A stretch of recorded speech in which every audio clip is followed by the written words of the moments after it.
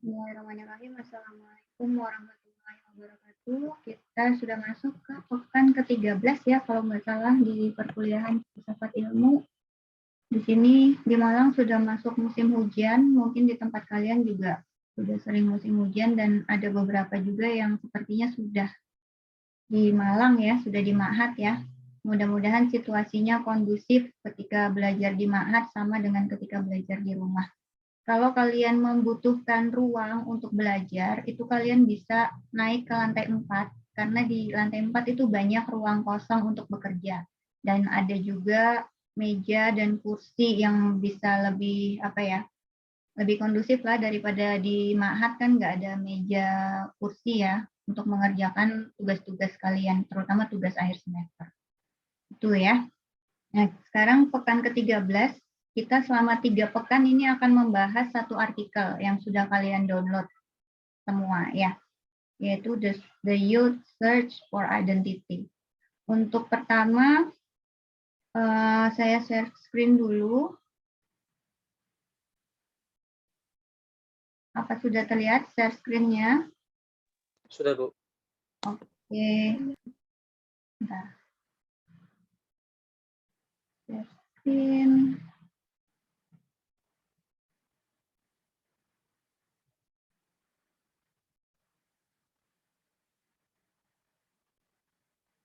Nah, ini saya akan minta salah satu dari kalian untuk membaca.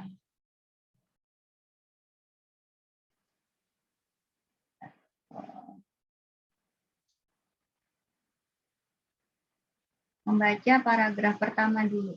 Siapa kira-kira yang bersedia?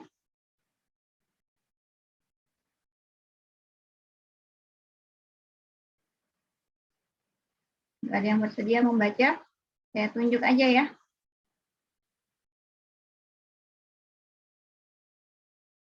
Ada yang bersedia membaca?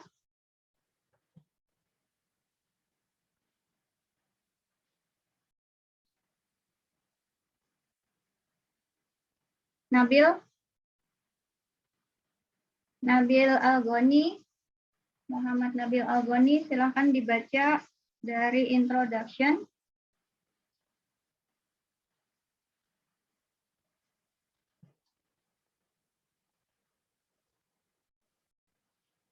Nabil Algoni mana?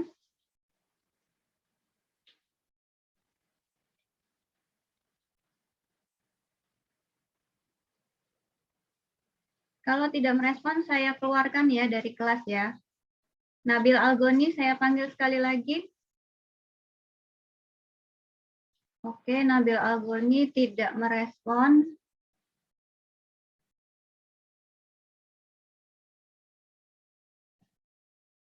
Selanjutnya Haikal. Haikal, silakan dibaca Haikal. Oke, dibaca paragraf pertama Haikal. Recent study. Dari introduction, Bu. Ya. Sebelumnya mohon maaf, di sini lagi hujan, Bu. Sama, di sini juga lagi hujan. Introduction. A recent study of the thinking framework, attitude, and lifestyle of university students in Malaysia shows 66% of the students around the age of 18 and 25 years old are largely conversant with issues pertaining to their personal and social experience, whereas 22.4% concern themselves with issues pertaining to religion and academic matters. Evidently, this contrasting number. Haikal, satu kalimat dulu kita bahas ya.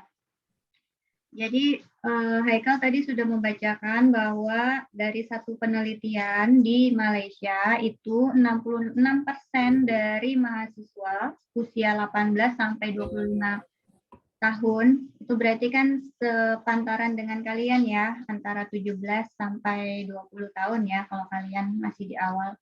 Itu sebagian besar atau 66% justru lebih peduli pada isu-isu yang berkaitan tentang permasalahan personal dan sosial mereka. Jadi mereka lebih concern, lebih peduli pada isu-isu yang berkaitan dengan pengalaman personal dan pengalaman sosial.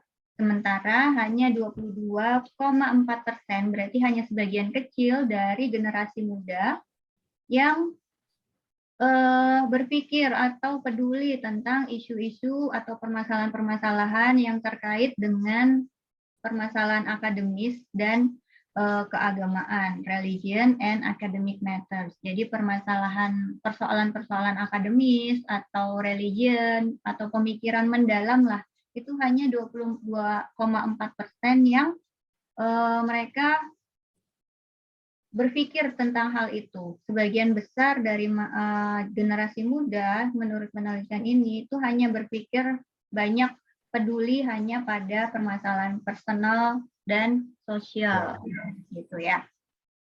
Nah, lanjut Haikal. Evidently, these contrasting numbers indicate a certain attitude and lifestyle pattern that depict a narcissistic and socially dependent life. So first appearance. Nah, jadi apa yang bisa dibaca dari sini? Kita bisa melihat bahwa perilaku dan pola hidup itu menggambarkan sebagian besar generasi muda itu menggambarkan kecenderungan adanya narsisistik dan kehidupan yang sangat terpengaruh kepada image sosial gitu ya. Seperti kita misalnya tidak hanya yang umurnya 17 sampai 20 ya, tapi yang lebih dewasa pun banyak yang menyandarkan makna dirinya pada image misalnya di Instagram atau di apa sekarang Facebook, Instagram, Twitter gitu ya, di mana mereka membentuk makna diri mereka dari jumlah like, jumlah komen, jumlah followers yang mereka punya dari sosial media mereka gitu. Dan kalau misalnya ada satu postingan yang tidak mendapatkan banyak likes, itu biasanya sadar atau tidak sadar kita Assalamualaikum. Butara, sadar atau tidak sadar kita kecewa gitu, kok postingannya cuma sedikit yang nge-like atau kok followers kita tuh nggak nambah-nambah gitu ya. Dan makna diri kita ketika followers kita cuma sedikit atau like yang kita terima itu cuma sedikit, akhirnya kita menganggap diri kita itu tidak disukai atau tidak bermakna secara sosial. Seperti itu yang ingin digambarkan oleh penelitian ini. Lanjut Haikal.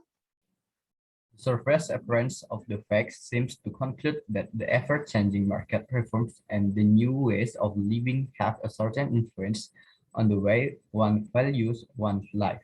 Nah, ini dari penelitian ini tuh kelihatannya secara permukaan itu ada pengaruh dari perubahan market, perubahan pasar gitu ya, dan perubahan cara hidup yang mempengaruhi bagaimana seseorang melihat atau memaknai atau menilai dirinya sendiri, hidupnya sendiri gitu ya. Jadi ada pergeseran cara hidup yang membuat nilai hidup seseorang itu menjadi berubah gitu. Lanjut, Haikal. However, what was not a trend in this data were indication of their inherent and active search for identity and influence thoughts, attitudes, and lifestyle. Ya, walaupun demikian, ada yang tidak nampak dari data ini, yaitu indikasi bahwa ada pencarian identitas yang aktif dan terus-menerus yang mempengaruhi sikap dan cara hidup generasi muda itu. Jadi di balik adanya pasar, ada perubahan gaya hidup, itu ternyata ada pencarian terus-menerus dari identitas yang secara aktif dilakukan oleh generasi muda. Lanjut, Haikal. These university students are at the beginning on the prime of their life, where they are about to embark on an important journey of discovering the meaning of themselves and building relations with others. The searching period of our attitude towards life can be referred to as youth. Dari sini, dari kalimat ini kita bisa melihat bahwa mahasiswa atau kalian lah ya, anak muda, mahasiswa generasi muda itu sebenarnya berada pada awal dari puncak kehidupan kalian, the prime of your lives gitu. Jadi kalian itu berada pada awal dari puncak kehidupan kalian, di mana kalian akan menempuh perjalanan yang penting, to embark on an important journey of discovering the meaning of themselves. Jadi kalian itu akan menempuh perjalanan penting dalam menemukan makna diri kalian dan membangun hubungan dengan orang lain, baik itu keluarga, teman, rekan kerja, rekan kuliah gitu ya, atau dengan lingkungan. Nah, periode pencarian inilah dan sikap terhadap hidup yang berisi pencarian makna inilah itu yang disebut sebagai masa muda atau youth itu tadi. Oke, lanjut. Youth here is taken as an adjective for those who exhibits an optimistic drive towards finding one's identity with respect to the physical, emotional, and intellectual being. Oke, jadi di sini maksudnya masa muda atau youth itu lebih berupa adjektif atau kata sifat ya, bukan berdasarkan sekedar umur biologis gitu ya. Nah, kata sifat apa? Youth itu menggambarkan optimisme, jadi menunjukkan optimisme. Jadi kita tahu generasi muda itu kan selalu optimis gitu ya tentang masa depannya gitu ya. Termasuk dalam upaya pencarian dirinya terhadap identitasnya. Yang identitas ini berhubungan dengan kewujudan dia sebagai makhluk fisikal, emosional, sekaligus makhluk intelektual. Jadi kalau kita melihat manusia itu, kalau kita melihat manusia dari appearance-nya saja atau physicalnya saja, itu bisa dibilang kita itu terlalu dangkal dalam melihat manusia hanya dari fisiknya saja. Karena manusia itu selain makhluk fisik juga dia makhluk emosional dan makhluk intelektual. Itu ya. Lanjut.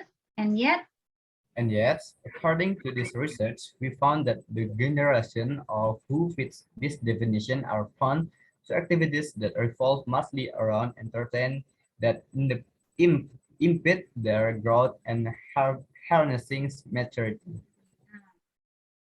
Ini tuh sayangnya kata penulis ini, menurut penelitian ini, itu kita bisa melihat bahwa umumnya generasi muda ini atau yang masuk dalam kategori generasi muda ini dia terlalu rentan, dia itu secara umum rentan terhadap aktivitas-aktivitas ini ya, rentan terhadap aktivitas-aktivitas yang hanya seputaran entertainment.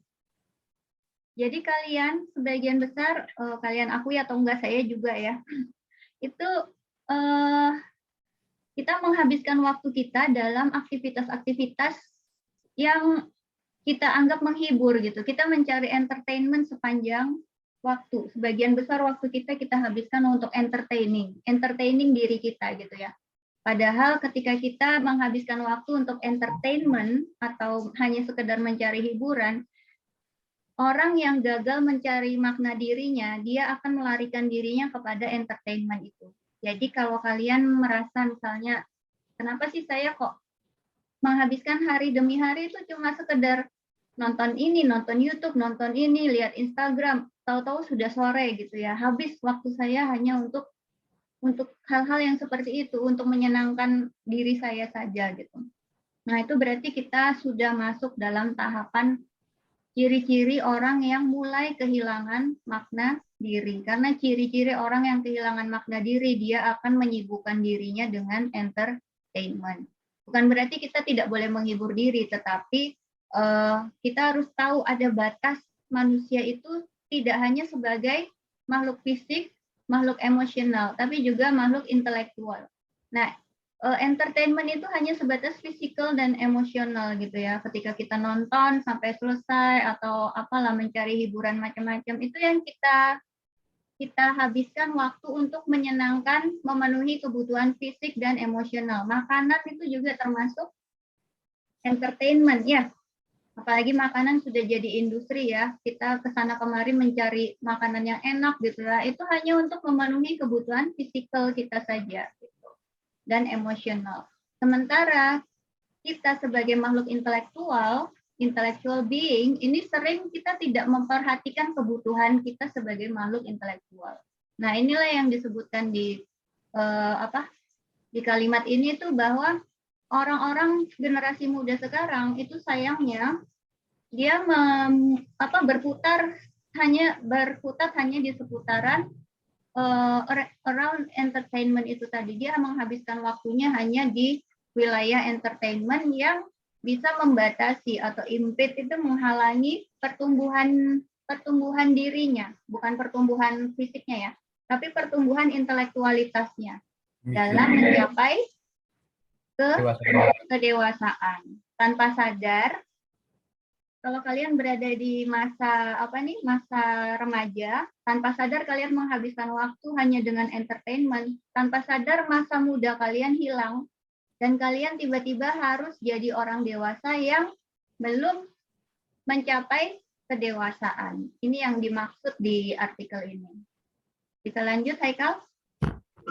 The search for identity is essential one's attempt to reach maturity, i.e. adulthood. Oke, jadi salah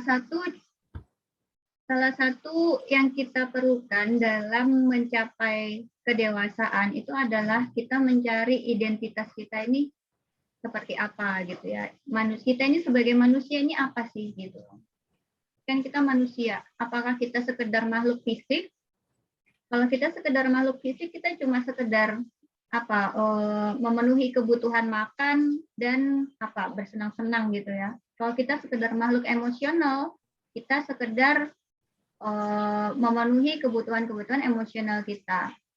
Kita senang, kita gembira, itu berarti terpenuhi. Tapi kita juga ternyata adalah makhluk intellectual being, yang ini kadang kita nggak sadar bahwa kita itu perlu memenuhi kebutuhan intelektual kita.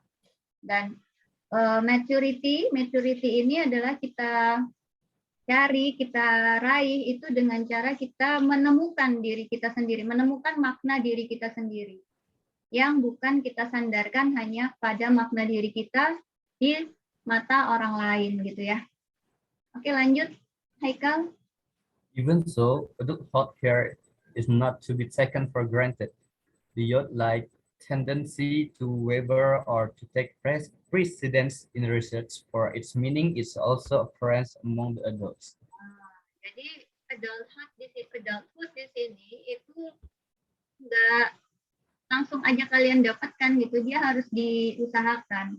Dan orang yang sudah masuk masa dewasa tetapi dia belum berperilaku atau belum menemukan makna dirinya, itu dia akan terus-menerus mencari makna diri itu walaupun dia sudah tua. Dan orang yang sudah tua tetapi gagal dewasa itu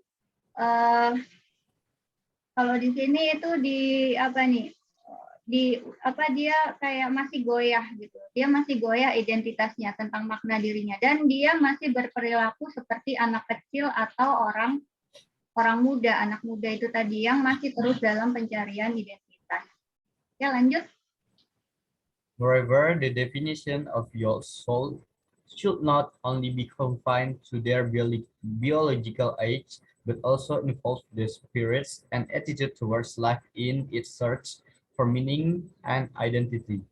Ya, jadi di sini dijelaskan tadi saya juga sudah bilang bahwa makna kedewasaan atau makna masa muda itu tidak hanya permasalahan umur biologis, tetapi juga melibatkan spirit atau semangat ya, dan attitude, sikap terhadap hidup. Jadi sikap hidup kita itu seperti apa, semangat kita dalam melihat hidup itu seperti apa dalam pencarian makna dan identitas itu tadi. From this onwards, questions such as why are youth acting the way they do, why do they want, what do they think of themselves, are pertinent. The answer to this question partly lies in one's understanding of who and what man is and what is this period in life means to them. Jadi kalau kita pengen menjawab kenapa sih anak muda itu sering kayak gitu ya? Kenapa sih misalnya kayak perilaku anak muda tuh kadang suka seenaknya atau kadang maunya nggak mau dikasih tahu orang tua gitu ya, nganggap orang tuanya sudah ketinggalan zaman gitu ya, atau ada keinginannya yang mungkin tidak bisa dipahami oleh orang tua gitu ya. Nah ini untuk menjawab pertanyaan-pertanyaan ini itu kembali lagi kepada pemahaman kita terhadap siapa dan apa manusia itu. Dan apa sih makna dari periode masa muda ini di dalam hidup itu untuk mereka gitu. Jadi bagaimana sih kita memaknai masa muda? Apakah masa muda itu memang waktunya main-main atau enggak gitu loh. Kan dalam pemahaman kita ya namanya anak muda ya bolehlah bersenang-senang, bolehlah bermain gitu. Padahal bagaimana sih sebenarnya masa muda ini, apa yang harus kita lakukan di dalam masa muda ini? Itu yang perlu kita cari tahu sebagai generasi muda. Karena kalau kita gagal menemukan jawaban dari pertanyaan itu, kita tiba-tiba akan jadi orang tua. Tahu-tahu kita itu tua aja, kayak saya udah umur berapa gitu ya, tapi kita tidak tahu makna diri kita. Dan kita kehilangan masa muda kita itu tanpa sesuatu yang bermanfaat untuk masa depan kita. Untuk peran kita selanjutnya sebagai orang tua, sebagai orang dewasa gitu ya, yang itu berada dalam puncak kehidupan kita gitu. Oke, lanjut. Recently, we see the rise of your study among special scientists trying to judge this problem of your development by merely observing the effect of the environment of their growth. Oke, di sini kita lihat bahwa social scientist atau ilmuwan sosial itu sudah banyak menjalankan atau melakukan studi-studi tentang anak muda gitu ya, yang mencoba mengukur permasalahan dari perkembangan anak muda itu hanya dari observasi atau pengamatan mengenai dampak lingkungan bagi pertumbuhan mereka. Jadi lebih kepada dampak eksternal dari lingkungan pada pertumbuhan anak muda gitu ya. Pertumbuhan diri ya, bukan pertumbuhan badan. Itu maksudnya pertumbuhan kepribadian. Oke, lanjut.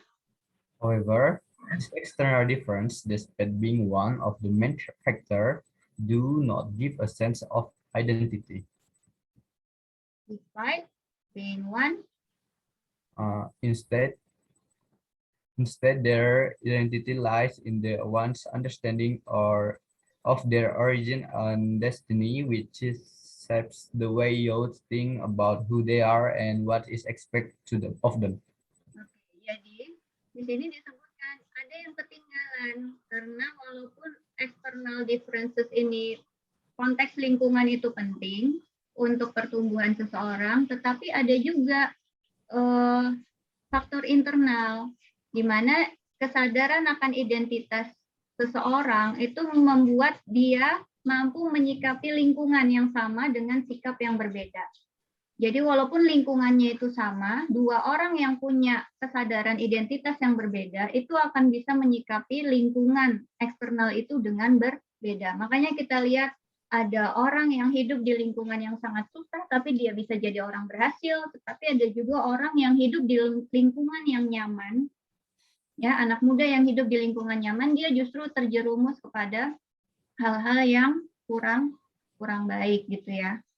Nah, di sini instead their identity lies in one's understanding of their origin. Jadi apa sih identitas itu? Identitas itu intinya kita paham kita itu dari mana sih? Kita sebagai manusia itu kita berasal dari mana? Dan tujuan kita itu akan kemana nanti setelah hidup ini kita akan kemana? Itu yang membentuk cara pikir dari generasi muda tentang siapa mereka ini dan apa yang diharapkan dari mereka. Oke, terima kasih Haikal. Selanjutnya saya panggil yang lain lagi. Priti Maya ada? Priti Maya? Ada Bu. Oke, selanjutnya kita lanjutkan paragraf kedua ya. The thinking framework. Bisa dibacakan? Priti Maya bisa baca? Amrina Rosyada bisa membaca?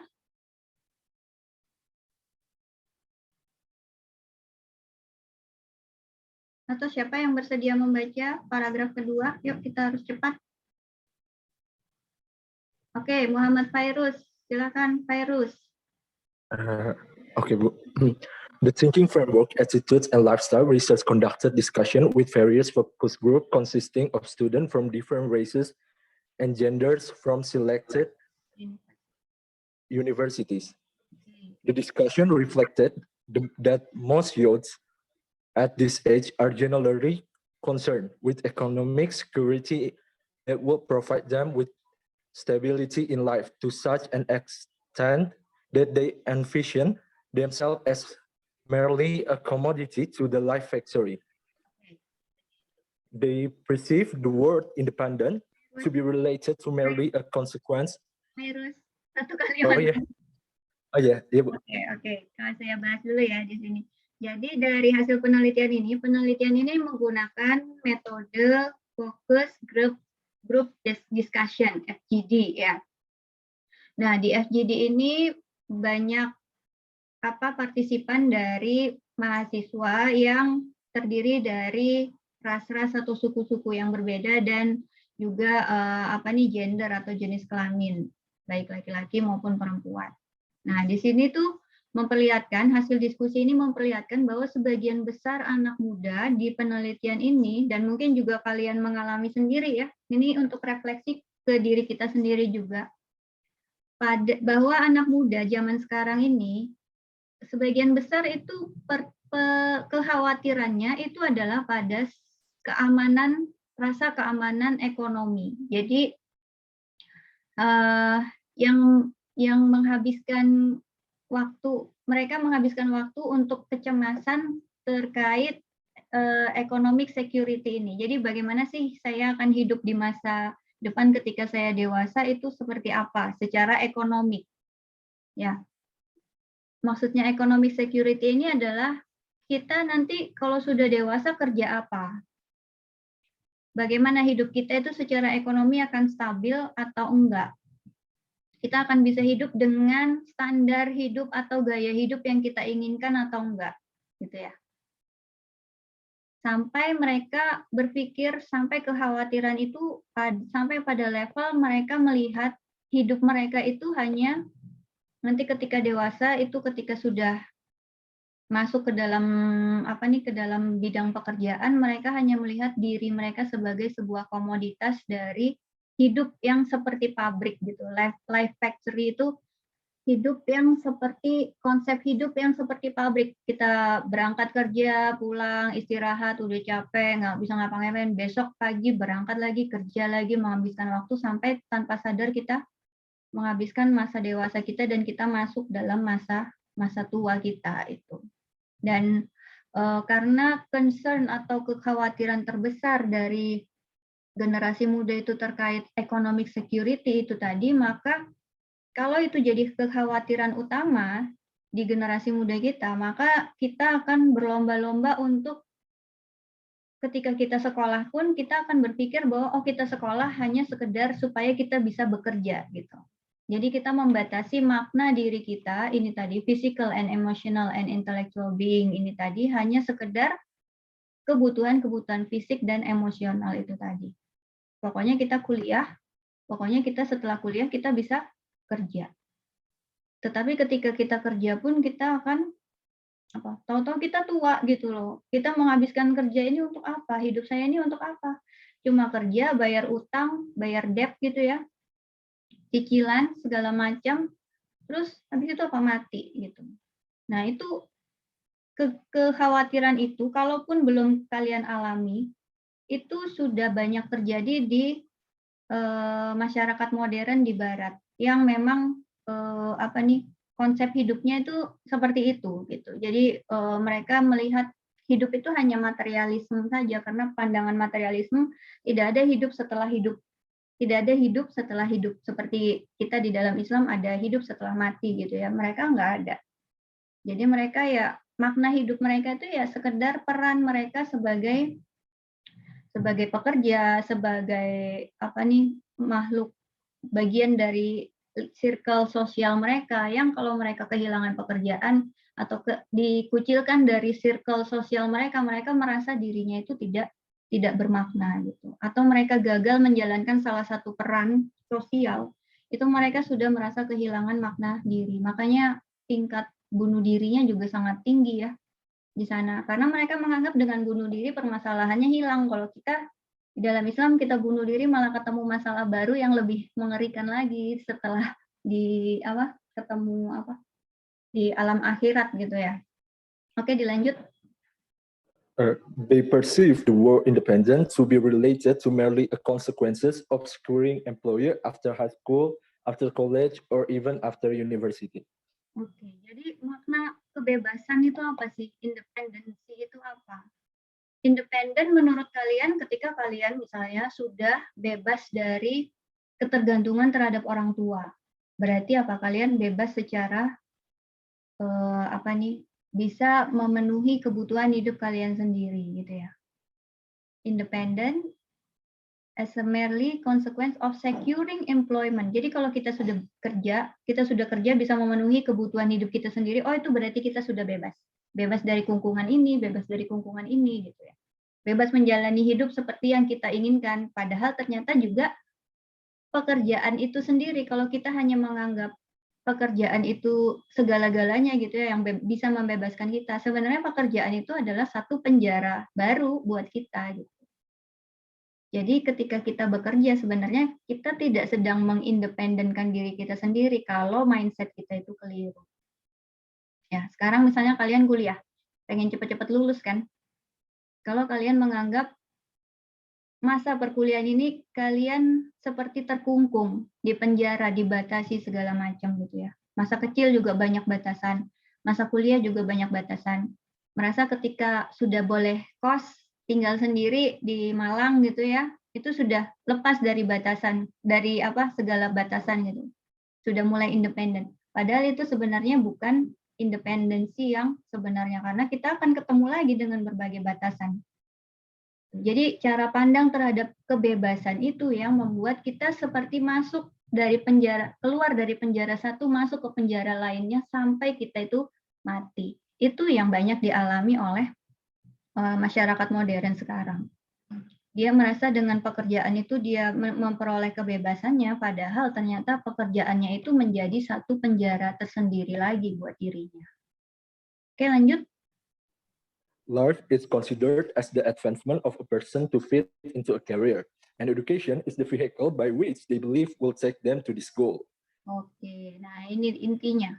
Ketika dia semata-mata memandang pendidikan hanya sebagai kendaraan atau sebagai alat yang dapat membawa mereka memperoleh pekerjaan yang layak. Sekarang saya tanya, kalian kalau kuliah, kalau tujuan utamanya hanya mencari pekerjaan, berarti kalau kalian meninggal sebelum lulus, jadi apa?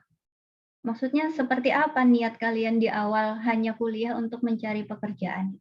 Kan akan jadi sia-sia belaka. Ya enggak? Kalau niat kita kuliah sekarang ini 4 tahun hanya kalian pergunakan untuk semata-mata untuk mencari pekerjaan nanti. Dan ketika lulus tidak mendapatkan pekerjaan yang kalian inginkan sebagai arsitek misalnya, kalian malah misalnya jadi pedagang atau jadi bisnismen gitu ya, kalian akan menganggap perkuliahan yang 4 tahun ini nggak ada maknanya karena tidak sesuai dengan goal yang kalian inginkan. Padahal saya ingin ceritakan bahwa yang keliru itu adalah goalnya, bukan pendidikannya, gitu ya. Jadi jangan sampai goal kalian keliru sehingga kalian memaknai 4 tahun perkuliahan ini secara keliru juga. Itu yang ingin ditekankan di sini. Oke, lanjut. This has posed a threat to the world education industry, such that it has failed to provide the right knowledge that will aid students not to solely prepare them to become a good citizen and that contributes to the state's economy, but also good mature adults. Di sini kelihatan bahwa kalau ternyata orang-orang yang kita didik itu tujuannya hanya sebatas pengen kerja gitu ya, berarti pendidikannya itu gagal untuk menjadikan manusia itu menjadi manusia yang baik, karena pendidikannya itu hanya membuat anak-anak muda itu tadi sebagai good citizen. Good citizen itu warga negara yang baik yang dapat berkontribusi kepada ekonomi negara saja. Nah, dampaknya apa ketika kita hanya menghasilkan warga negara yang baik saja, bukan secara keseluruhan a good mature adult. Ketika kita sudah lewat masa produktif kita, misalnya kita sudah di masa pensiun gitu ya, kita malah akan merasa menjadi beban. Beban bagi masyarakat, beban bagi negara, beban bagi keluarga gitu ya. Karena kita merasa makna diri kita itu hanya penting ketika kita bisa berfungsi sebagai tadi employment tadi, sebagai seseorang yang mampu menghasilkan sesuatu untuk untuk memenuhi kebutuhan dirinya dan lingkungannya gitu. Ketika kita sudah masuk masa tua, kita akan menganggap diri kita itu tidak lagi bermakna. Itu yang bahaya dari kekeliruan dalam melihat makna diri. Sebaliknya kalau kita menghasilkan generasi muda dengan konsep tadi manusia yang baik, dia juga akan baik sebagai citizen, ya, baik ketika dia masa produktifnya ketika dia lagi di puncak kehidupannya gitu ya, mampu berkontribusi secara ekonomi, secara politik, secara macam-macam lah gitu ya bagi negara. Tetapi juga dia akan tetap menjadi manusia yang baik ketika dia sudah tidak berada pada masa produktifnya itu tadi, yaitu ketika dia memasuki masa tuanya itu tadi. Orang tua yang ketika kehilangan makna diri karena dia menyandarkan makna dirinya pada pekerjaan. Pernah kenal nggak namanya post power syndrome? Ya, itu kan orang-orang tua yang ketika kehilangan kekuasaan, ketika kehilangan jabatan, ketika kehilangan posisi, dia merasa dirinya itu tidak bermakna lagi. Akhirnya dia berusaha sekuat tenaga untuk mempertahankan power-nya itu tadi. Jadi walaupun dia sudah tidak berkuasa, dia tetap berperilaku seperti orang yang sedang berkuasa. Itu post power syndrome. Dan itu banyak terjadi gitu ya. Nah, itu ketika kita menyandarkan makna diri kita hanya kepada pekerjaan kita yang membuat kita merasa mampu bermakna untuk orang lain di sekeliling kita gitu. Itu bukan keliru, cuma tidak hanya itu makna diri kita gitu loh. Makna diri kita tidak hanya ketika kita bisa memenuhi kebutuhan hidup kita, kebutuhan fisikal dan emosional kita sebagai manusia. Itu ya yang perlu dititik beratkan. Lanjut, how did this understanding of man as a community come to be? Marxists would blame the spirit of capitalism, filling industrial values onto the fabric of society. But capitalism as an ideology cannot cultivate on its own without the right soil and fertile ground.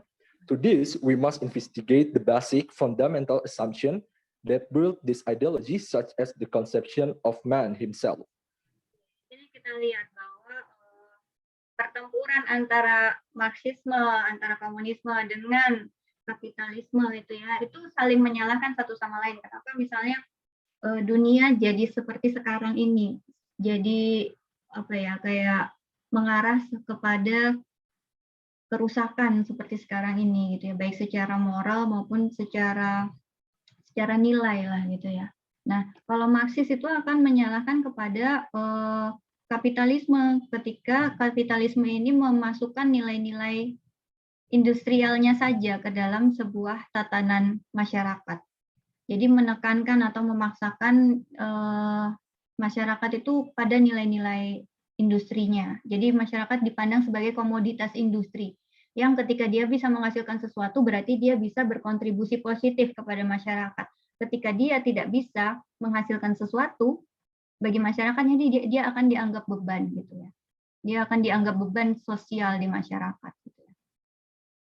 Nah, tetapi kapitalisme ini sendiri sebenarnya tidak bisa hidup dengan subur kalau tidak ada tanah yang subur gitu loh. Artinya sebagai masyarakat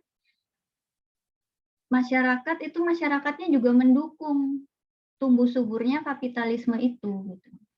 Makanya kita harus melihat apa sih assumption atau asumsi-asumsi mendasar yang membuat ideologi kapitalisme ini yang melihat masyarakat hanya sebagai komoditas itu tadi, itu bisa tumbuh dengan subur di dalam masyarakat kita sekarang dan terutama masyarakat barat gitu ya. Nah, ini kita kembali kepada konsep dari manusia itu sendiri. Manusia itu dipandang seperti apa? Ya, oke, kita masuk ke sini. Ada lagi yang ini sudah berganti paragraf. Siapa yang mau membaca?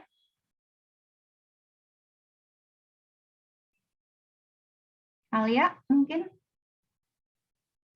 Ya, Bu. Oke, paragraf 3 ya. The contemporary conception. The contemporary conception of man expressed the idea that maturity is achieved after the transition from one dependency on other during childhood to one independence of thought and action, marked as adulthood. Jadi kita lihat tadi ada childhood, ada adulthood. Dan apa yang membedakan adalah ketergantungan seseorang terhadap orang lain. Ya, makanya kita disebut adulthood, masuk ke masa kedewasaan ketika kita sudah independence itu tadi. Independence-nya secara apa? Ternyata independence-nya secara apa? Secara ekonomi tadi. Kita melepaskan ketergantungan kita dari orang lain. Seperti misalnya ketika kita masih anak-anak, ketergantungan kita terhadap orang tua makin besar gitu ya. Ketika kita sudah masuk masa dewasa, masa remaja itu ketergantungannya makin berkurang walaupun masih besar gitu ya. Nah, ketika masa dewasa itu diharapkan ketergantungannya itu makin sedikit sehingga apa? Itulah yang disebut dengan independence atau kemerdekaan, kebebasan itu tadi. Oke, lanjut. But what does childhood and adulthood mean altogether? Postman sees childhood as a social and intellectual category. He proposed that the ground of understanding the idea of childhood came from the Greek invention of idea of schooling. Kita lihat ini ada namanya Neil Postman, dia menceritakan tentang bagaimana sih konsepsi kanak-kanak itu disebut sebagai salah satu kategori sosial dan intelektual, di mana ketergantungannya tadi sangat besar. Dan anak-anak ini harus mengalami schooling. Schoolingnya untuk apa? Ini yang akan dibaca. Selanjutnya, Alia. The function of schooling, which provides necessary training of life skills to their mind, is to create good citizens that could function in a society ready to serve their turn. Ini kita lihat untuk apa anak-anak itu di schooling, dimasukkan ke sekolah, supaya mereka mempelajari life skills. Ya, keterampilan hidup yang dalam bayangan Greek ini itu untuk menciptakan hanya good citizens tadi. Supaya sebagai good citizens, anak-anak ini ketika dia dewasa, dia bisa berfungsi di dalam society. Dia bisa melayani masyarakat itu tadi. Oke, lanjut. This perspective prevailed throughout of the medieval age, where they regard education as a means to provide skills for children to be able to execute work. Nah, di sini pandangan ini itu sudah mulai dulu ada. Jadi mulai medieval age atau masa pertengahan itu sudah kelihatan bahwa masyarakat barat masa pertengahan itu pun sudah menganggap anak-anak itu harus dididik supaya dia bisa bekerja dan bisa berkontribusi sesuatu kepada negara atau kepada masyarakatnya gitu ya. Nah, ini yang membuat anggota masyarakat yang punya kelemahan, misalnya kelemahan dalam segi intelektual atau kelemahan dari segi fisikal atau kelemahan dari segi emosional itu tadi, itu dianggap sebagai beban dari masyarakat. Jadi ini ada ada sisi positifnya tentu, tapi ada juga sisi negatifnya ketika kita melihat seorang manusia hanya didasarkan pada kemampuannya berkontribusi kepada masyarakatnya. Ketika manusia itu memiliki kelemahan dalam salah satu aspek hidupnya, misalnya ketika kita dianggap bodoh gitu ya, jadi secara lemah secara intelektual, kita dianggap tidak bisa berkontribusi di dalam masyarakat. Padahal ketika kita bodoh pun kita mungkin punya kelebihan lain gitu dari segi fisikal atau emosional yang bisa kita tidak mengurangi nilai diri kita sebagai manusia, itu yang penting. Ketika kita bodoh kita dianggap less human gitu, padahal enggak. Ketika kita cacat, kita dianggap less human, padahal enggak gitu loh. Karena man dianggap sebagai sempurna ketika dia mampu berkontribusi gitu. Padahal konsep manusia kalau di kita itu jauh lebih dalam daripada hanya sekedar kontribusi terhadap masyarakat. Dan kontribusi terhadap masyarakat itu bukan buruk, tetapi itu salah satu aspek dari manusia secara keseluruhan gitu ya. Oke, lanjut. However, creating an individual that could contribute to work does not consequently create a good man. Oke, jadi di sini salah satu kelemahannya dari membatasi makna manusia hanya pada kemampuannya berkontribusi ini, dia bisa saja secara pekerjaan dia baik, bagus gitu ya, tetapi dia tidak menjadi manusia yang baik secara keseluruhan. Artinya secara sosial dia bisa menyakiti orang lain, secara moral dia bisa melakukan perbuatan immoral, tetapi ketika kontribusinya kepada masyarakat sangat besar, itu akhirnya kesalahan-kesalahan yang tidak sepatutnya dia lakukan itu malah seperti dimaafkan gitu. Karena dilihat konsep utamanya, kalau kita lihat sekarang kayak misalnya ilmuwan-ilmuwan di barat itu kontribusinya besar terhadap masyarakat. Ketika dia melakukan perbuatan amoral pun gitu ya, dia misalnya seks bebas apa segala macam gitu ya, melakukan penyimpangan-penyimpangan, itu dianggap tertutupi atau terlindungi oleh besarnya kontribusinya terhadap masyarakat itu tadi. Ya, jadi creating an individual that could contribute to work does not consequently create a good man. Karena coba kita lihat aja sekarang banyak orang-orang pintar juga malah korupsi gitu ya, terperangkap dalam korupsi. Artinya dia secara intelektual pintar, tetapi dia bukan a good man secara keseluruhan. Oke, lanjut.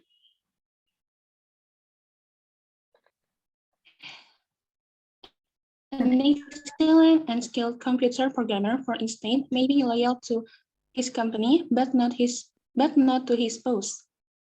Nah, ini contohnya. Ada yang orang misalnya kalau dia hanya pekerja yang baik saja, dia bisa di pekerjaannya baik sekali, tetapi dia bisa saja menyakiti keluarganya, gitu ya, atau tidak setia terhadap keluarga.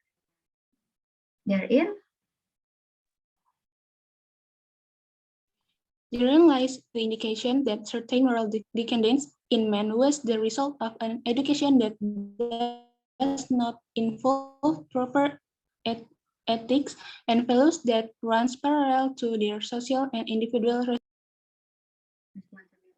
Jadi ada penurunan moral ya, degradasi moral di mana ketika kita melihat manusia itu hanya dari segi kontribusinya terhadap masyarakat itu tadi secara ekonomi gitu. Ada proper ethics dan value, nilai-nilai dan etika yang ditinggalkan yang membuat manusia itu sebenarnya tidak lagi memperhatikan individual responsibilities-nya. Individual responsibilities itu apa sih? Kewajiban kita terhadap diri kita sendiri. Ya, social responsibilities adalah kewajiban kita terhadap orang lain atau sosial. Jadi di sini ada konsep tanggung jawab. Jadi selain hak asasi manusia, itu kita juga punya kewajiban asasi manusia yang justru tidak banyak dibahas gitu ya. Apa kewajiban kita terhadap diri kita sendiri gitu. Oke, kita selesaikan paragraf ini. The fact that progress from childhood to adulthood is considered as a social construct carries a semblance of the theory of evolution, such the definitions change over time as society sees fit without an end and purpose of man. masyarakat di Barat, society di Barat itu dipandang hanya sebagai evolusi yang berubah dari bentuk satu ke bentuk lain, lalu berubah lagi, berubah lagi, berubah lagi. Tidak ada satu definisi yang jelas, satu tujuan yang jelas dari society itu tujuannya seperti apa. Jadi dia bisa berubah menurut zaman dan menurut waktu, dan itulah yang membuat masyarakat itu kebingungan melihat perubahan dari konsep society itu sendiri, gitu ya. Lanjut, using Postman on Using Postman an argument, we can imply that this is in fact happening as he expressed concern on the increasing disappearance of childhood, which consequently denigrates the existence of adulthood altogether. Ini kita lihat, saya simpulkan aja, menurut Postman ini, kalau masa kecilnya itu hilang, jadi hilang karena hanya ditujukan untuk tadi mempersiapkan dia sebagai makhluk yang bisa berkontribusi secara ekonomi itu tadi, atau secara ini berkontribusi kepada society-nya, itu hilangnya masa kecil itu juga akan berkontribusi pada memburuknya masa tuanya dia, gitu. Jadi di sini kita lihat, if one looks closely at the content of TV, one can find a fairly precise documentation not only of the rise of the adultified child. Kita lihat bahwa anak kecil itu sekarang didandani seperti orang dewasa, dan banyak orang dewasa yang bertingkah seperti anak kecil. Childified adults, itu kita lihat di televisi. Yang orang dewasa yang bertingkah seperti anak kecil ini, dia tidak melihat dirinya sebagai orang yang dewasa, tapi hanya tadi menghabiskan dirinya untuk pertunjukan, kesenangan gitu ya. Kalau anak kecil kan senangnya gitu ya, senang-senang nyanyi-nyanyi, main-main gitu ya. Mereka tuh terperangkap di dalam diri anak kecilnya itu tadi, childified adults-nya itu tadi. Dan mereka enggan memikirkan hal-hal yang benar-benar penting yang tidak pernah mereka pikirkan, apapun yang melebihi jangkauan dari anak umur 8 tahun itu tadi di sini. Mereka tidak pernah memikirkan hal-hal yang benar-benar penting di luar jangkauan anak kecil tadi. Jadi itu ya definisi dari childified adults itu tadi. Nah, kita baca sampai ini dulu, nanti kita lanjutkan pekan depan insya Allah. Terus tugas bacanya kita lanjut, karena kemarin itu sampai understanding the concept of man ya. Nah, kalian tugas baca dan mencatatnya itu kalian lanjutkan sampai man-centric. Jadi halaman 159 itu ada subbab man-centric, itu kalian baca sampai sebelum loss of meaning and relevance di 162. Jadi kalian sudah lihat kan konteks dari bacaan ini, kalian bisa mulai melanjutkan mulai dari understanding the concept of man, halaman 153 sampai halaman 161. Diingat ya, 153 sampai 161 itu yang kalian baca dan kalian catat pemahaman kalian untuk dikumpulkan pekan depan. Dan pekan depan insya Allah kita ketemu lagi seperti ini untuk membaca secara mendalam, benar-benar minimal kita satu semester ini ada satu artikel yang selesai kita baca, gitu ya. Karena ini saya lihat temanya juga, mudah-mudahan kalian juga melihat tema ini penting untuk awal kalian sebagai mahasiswa gitu ya, awal masa muda kalian sebagai mahasiswa. Itu aja sepertinya, karena sudah jam berapa nih? Udah jam 1:30 ya, pas ya. 1:30 kita akhiri dulu. Bentar, saya ini dulu, stop share dulu ya. Oke, kita akhiri dulu perkuliahan kita sekarang. Bu Tara, mungkin ada yang mau ditambahkan, Bu Tara? Kayaknya Bu Yulia. Saya soalnya di kampus nih, jadi sambil-sambil. Sudah cukup Bu Yulia, terima kasih banyak. Kalau pekan depan ya membacanya, jadi ini juga melatih yang awalnya tidak suka membaca, mudah-mudahan jadi lebih bisa membaca dan lebih suka membaca. Direfleksikan dengan dirinya sendiri apa yang sudah dilakukan. Akhiri dengan doa kafaratul majelis. Waalaikumsalam warahmatullahi wabarakatuh.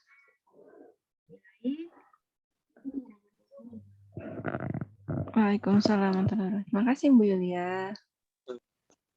kasih Bu. Terima kasih. Terima kasih, Bu. Terima kasih, Bu. Belum di stop recordingnya Bu Yulia.